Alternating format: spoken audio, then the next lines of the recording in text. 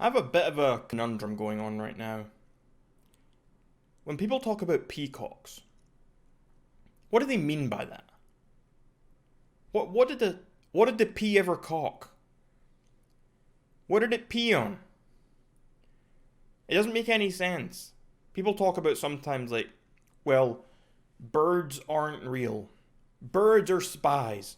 They are drones sent out by the government. What about peacocks? Are they drones? Are they sent out by the government? Are they real? They don't seem very real. They're these extravagant, bright, beautiful birds. But what does that even mean? What does that mean in comparison to, like, swine? Or in comparison to the sea? Or the clouds in the sky? What about a television screen? Where you sit down with your friends and family, you sit down with a neighbour, any sort of loved one or someone you respect, and you watch the TV. And you watch David Attenborough on the TV.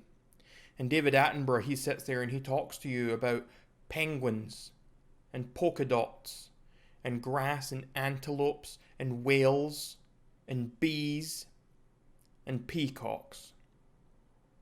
And when Mr. Attenborough says to you, that peacock there is a magnificent beauty, what is it that runs through your head? Do you think, yes, Mr. Attenborough, you are correct? Or are you like me and do you sit back and think, why, Mr. Attenborough? Why would you say such a thing?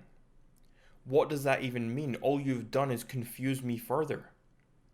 When I get up in the morning and I make myself breakfast, I think to myself, what am I going to eat today? Do I want to sit down and have a bowl of granola? I enjoy granola. It is very tasty. It's nutritious. It's got a lot of fibre in it. It helps for later in the day. Or do I want to sit down and have a slice of toast? 2 slices of toast, maybe 3, 4. What am I going to put on the toast? Butter, jam, chocolate spread. Unfortunately, there's none in my cupboard. I guess I'm not having chocolate spread on my toast. Maybe I'll fry a couple of slices of bacon and put it on my bread. And when I eat that bread, when I eat the bacon, what else do you think? But I'm sure glad this isn't chicken, because I'm not in the mood for chicken right now. This is breakfast and people don't eat chicken for breakfast. Not in civilized society. We don't eat chicken for breakfast. We eat other things for breakfast. We eat breakfast foods for breakfast. And so it comes back to Mr. Attenborough, David Attenborough, when he's on the TV and he says, that magnificent creature there, that peacock. Aren't you sitting there thinking, I wonder if the peacock tastes more like turkey or more like pheasant? I'm going to guess pheasant, but maybe it could be like duck. Do we really know? Has anyone ever eaten a peacock? Has anyone ever cut one open to see what's inside?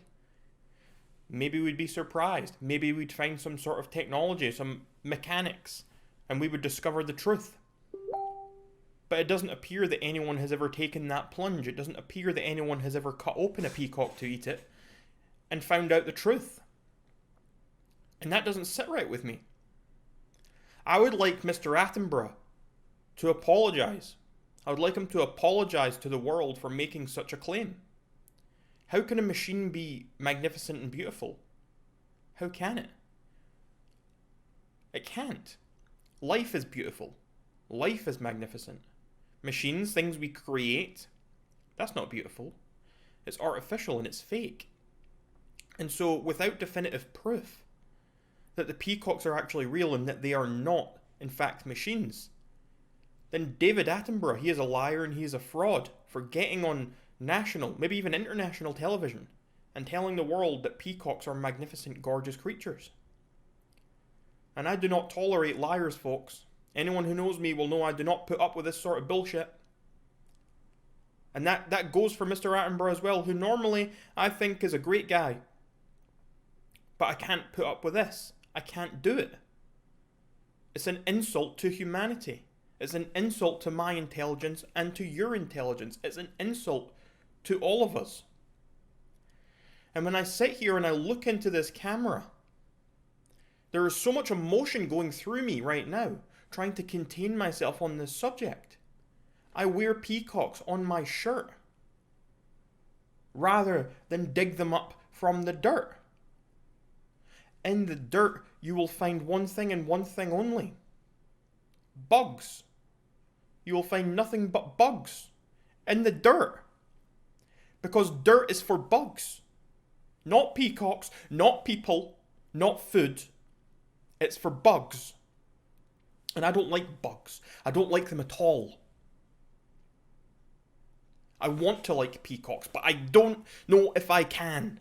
I don't know if I have the strength to say I like peacocks. What did they ever pee on? What did they ever cock on? It doesn't make any sense, and my head is going insane. I'm pounding, trying to think through this. It doesn't make any sense to me.